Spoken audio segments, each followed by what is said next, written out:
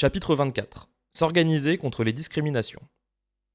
Dans le pays, les principaux motifs de discrimination subis sont liés à l'origine, le handicap, la couleur de peau, la religion, le sexe, l'orientation ou l'identité sexuelle, l'apparence physique, l'âge, le lieu de résidence, etc. Elles peuvent se manifester par des violences verbales ou physiques, mais aussi par des complications ou interdictions d'accès à certains droits.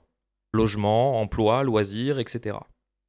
Ces actes, bien que théoriquement punis par la loi, sont en constante augmentation, et sont parfois même le fait des institutions de la République elle-même ou de leurs représentants et représentantes.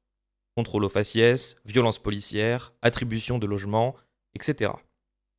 Surtout, les discriminations sont le fait de réflexes sociétaux profondément ancrés dans notre mémoire collective et parfois inconscients, qu'il est nécessaire de déconstruire pas à pas.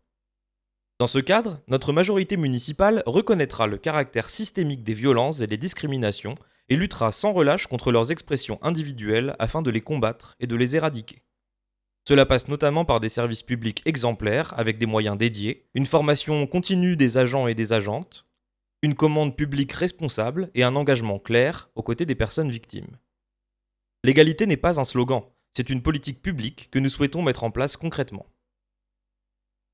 Création d'un bureau des discriminations, identification des discriminations, soutien aux victimes, bureau composé de personnes concernées et de spécialistes afin d'accompagner les victimes de discrimination.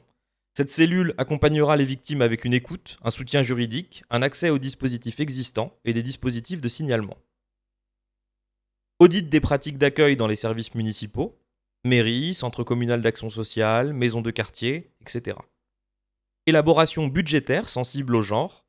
Les villes se sont dotées d'infrastructures sportives destinées ou utilisées quasi exclusivement par des publics masculins, grands stades de football ou de rugby, city-stades, skateparks, terrains de pétanque, et 75% des budgets publics destinés aux loisirs des jeunes profitent seulement aux jeunes garçons.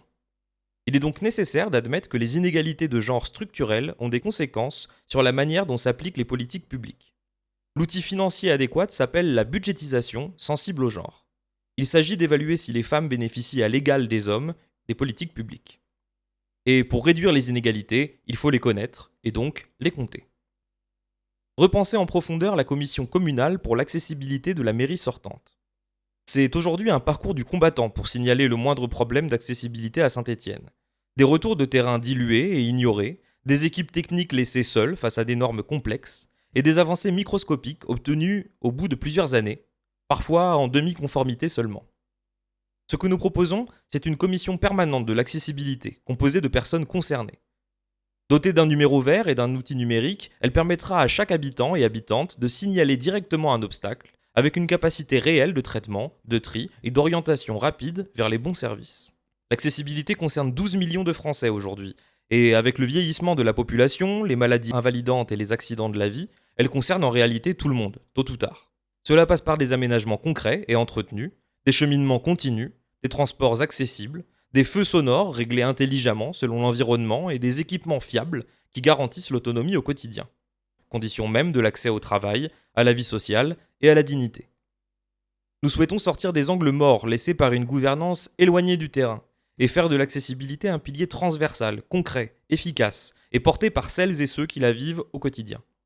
Soutien aux associations de lutte contre les discriminations et notamment de testing. Charte de nomination des noms de rue pour une réelle représentativité de toutes et tous.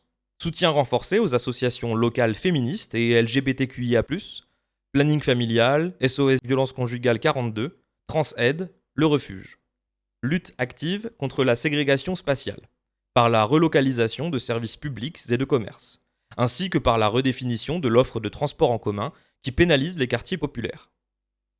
Travail conjoint entre la commission accessibilité et les équipes municipales sur chaque travaux réalisés par la mairie dès la phase de création. Amélioration de l'accessibilité des lieux publics pour les personnes handicapées, notamment à mobilité réduite. Et soutien aux petites structures n'ayant pas les moyens de réaliser ces aménagements. Signer la charte d'engagement LGBTQI+, de l'autre cercle. Développement des marches exploratoires, sous le prisme des différentes discriminations, pour pouvoir mettre en place les aménagements urbains nécessaires. Constitution de la maire en partie civile, en cas de procès pour discrimination.